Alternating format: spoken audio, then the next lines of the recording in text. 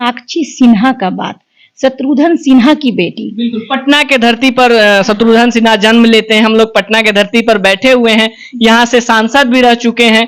और उनका मानना होता था कि बॉलीवुड या फिर बॉलीवुड जो भी वुड हो, उसमें थोड़ा गंदगी होता है, बच्चियों को नहीं जाने देना चाहिए। लेकिन आज उनकी बेटी एक अच्छी पॉपुलर चेहरा भी है और एक शादी भी कर चुकी है, वो भी लव मैरिज। शत्रुघ्न सिन्हा जो जिस बात को लेकर डर रहे थे, सामने आ भी गया। आज वो बॉलीवुड में चली गई, अभिनेत्री बन गई, मतलब सब कुछ की, लेकिन पिता के गरिमा का मान तो नहीं है। अपने घर का ही नाम रामायण रखे हैं। हाँ, लव कुश, मतलब भरत शत्रुघ्न। तो जिसकी इतनी बड़ी विचारधारा हो, जो सनातन को अपने जीवन में ही जिन्होंने दर्शा दिया हो, और अगर उनकी बेटी इस पिता का इतना ऊंचा विचार था, जो सनातन को अपने रग रग अपने खून में जो मतलब बिल्कुल जिसको कहा जाता है बसा लिए, और उनकी बेटी उनकी मतलब सोच के विपरीत जाकर एक मुस्लिम व्यक्ति से शादी कर लेना, ये कहीं न कहीं निंदा है। और इसका हम लोग सोशल मीडिया पर सोनाक्षी सिन्हा का शादी को लेकर बहुत सारे सवाल घूम रहे हैं और बहुत सारे लोग टिप्पणियां भी कर रहे हैं कि शत्रुघ्न सिन्हा की बेटी सोनाक्षी सिन्हा शादी कर लेती हैं एक मुस्लिम से, और बहुत सारे बवाल होते हैं। बहुत सारे लोग बहुत तरीका का टिप्पणियां भी कर रहे हैं। अभी हम नारायणी शक्ति फाउंडेशन में उपस्थित है और हमारे साथ सरिता मैम है। बहुत सारे सवाल हैं, सारे चीजों को लेकर बात करेंगे। सबसे पहले मैम स्वागत है, कैसी हैं? वेलकम आपका भी नारायणी शक्ति फाउंडेशन में। हम तो ठीक हैं। नारायणी शक्ति फाउंडेशन खोली है, क्या मोटो रखी हैं, क्या विचार रख के नारायणी शक्ति फाउंडेशन का नाम रखी हैं? देखिए, मेरा मोटो यही है, समाज सेवा करना। और आजकल आप देख ही रहे हैं कि समाज में घरेलू हिंसा काफी जोर शोर से मतलब बढ़ भी रही है, और साथ में एक प्रेम प्रसंग का मामला भी है, वो भी काफी जोर शोर से समाज में फैल रही है। तो अभी तो सबसे ज्यादा घरेलू हिंसा से ज्यादा हमारे पास पति पत्नी का ही विवाद सबसे ज्यादा आ रहा है। लव मैरिज को लेकर सबसे ज्यादा मामला सामने आ रहा है। और संस्था खोलने के पीछे मेरा एक ही रीजन है कि लोगों का मदद करना।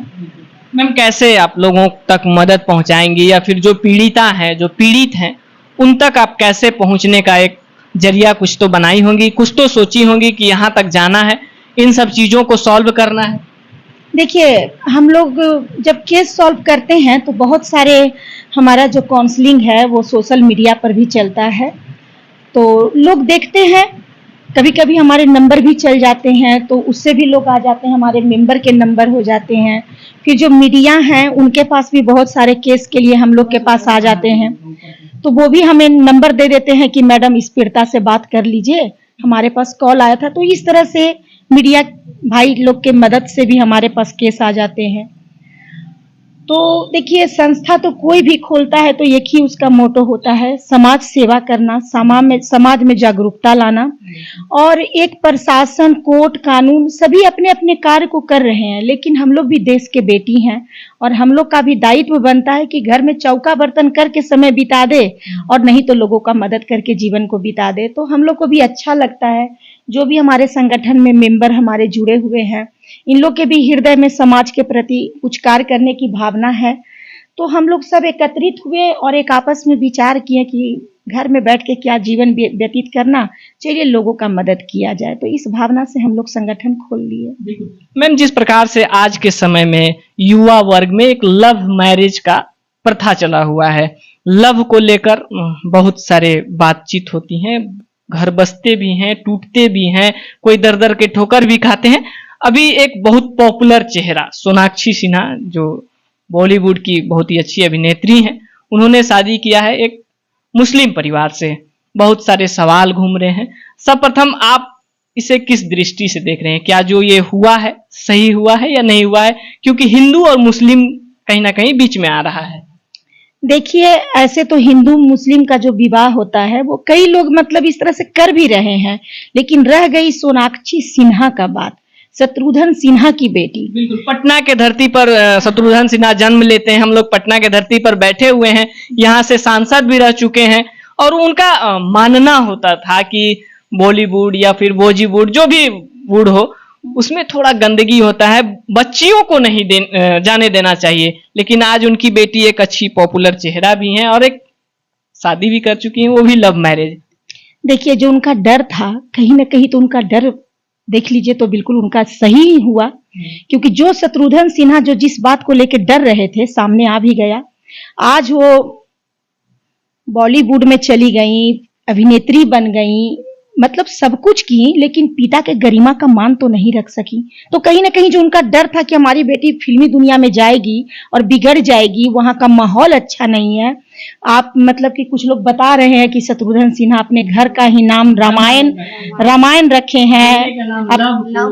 हाँ, लव कुश, मतलब भरत शत्रुघ्न। तो जिसकी इतनी बड़ी विचारधारा हो, जो सनातन को अपने जीवन में ही जिन्होंने दर्शा दिया हो, और अगर उनकी बेटी इस तरह से, मतलब कहा जाता है कि भारत का चाहे पूरे देश का ही मामला होता है हिंदू मुस्लिम का अगर हो, इंडिया पाकिस्तान का अगर क्रिकेट भी मतलब लोग काफी बैठते हैं तो काफी इंटरेस्टेड रूप में देखते हैं, अरे पाकिस्तान जीतेगा कि इंडिया जीतेगा। तो सबसे बड़ी बात है कि इनकी बेटी जो भी कदम उठाए हैं कहीं ना कहीं बहुत ही शोचनीय है और निंदनीय कर्म इसको कहेंगे। सोनाक्षी जी अगर मेरा वीडियो देखेंगी तो बुरा नहीं मान लीजिएगा, मुझे नहीं लगता है कि उनके पास इतना फुर्सत भी होगा, लेकिन इस चीज की निंदा करनी चाहिए कि जिसके पिता का इतना ऊंचा विचार था, जो सनातन को अपने रग रग अपने खून में जो मतलब बिल्कुल जिसको कहा जाता है बसा लिए, और उनकी बेटी उनकी मतलब सोच के विपरीत जाकर एक मुस्लिम व्यक्ति से शादी कर लेना, ये कहीं ना कहीं निंदा है और इसका हम लोग निंदा कर सकते हैं। और तो आगे वो कर चुकी हैं, अब तो रिटर्न हो भी नहीं सकता है, लेकिन ऐसा नहीं करना चाहिए। अभी के युवा पीढ़ी इस चीज को देखकर आगे भी तो करेंगे, ये सोचेंगे कि एक पॉपुलर चेहरा जो फिल्म इंडस्ट्री की एक बहुत खूबसूरत हीरोइन वो कर सकती हैं, तो हम क्यों नहीं कर सकते। आपसे एक छोटा सा सवाल पूछना चाहेंगे कि क्या ये जो लव मैरिज होता है ये लॉन्ग टर्म तक जाता है या नहीं जाता है? सीधा देखिए, सबसे ज्यादा हमारे संस्था में केस आता है तो लव मैरिज से जुड़ा हुआ ही आ रहा है, और ऐसे केस में हम देख रहे हैं कि लव मैरिज का शादी 1 ईयर तक मान लीजिए ये लोग मिला जुला के चल लेते हैं। हमको लगता है जैसे ही दूसरे ईयर में ये लोग जाते हैं, सबसे ज्यादा मामला आता है शादी का 1 साल हो गया मैम, 1.5 साल हो गया, और उस बीच में ही ये लोग का पारिवारिक विवाद भी चालू हो जाता है और ये लोग आपस में भी विवाद में आ जाते हैं। होता क्या है कि लव मैरिज शादी में फैमिली सपोर्ट नहीं मिलता है। अरेंज मैरिज शादी में अगर लड़का लड़की गलती करता है, कुछ नादानी करता है, आपस में झगड़ा करता है, तो मतलब दोनों परिवार ही आकर लड़का लड़की को समझाते हैं और दोनों को एक साथ जीने का तरीका सिखाते हैं। लेकिन लव मैरिज में 2 परिवार पहले से ही नाराज रहते हैं।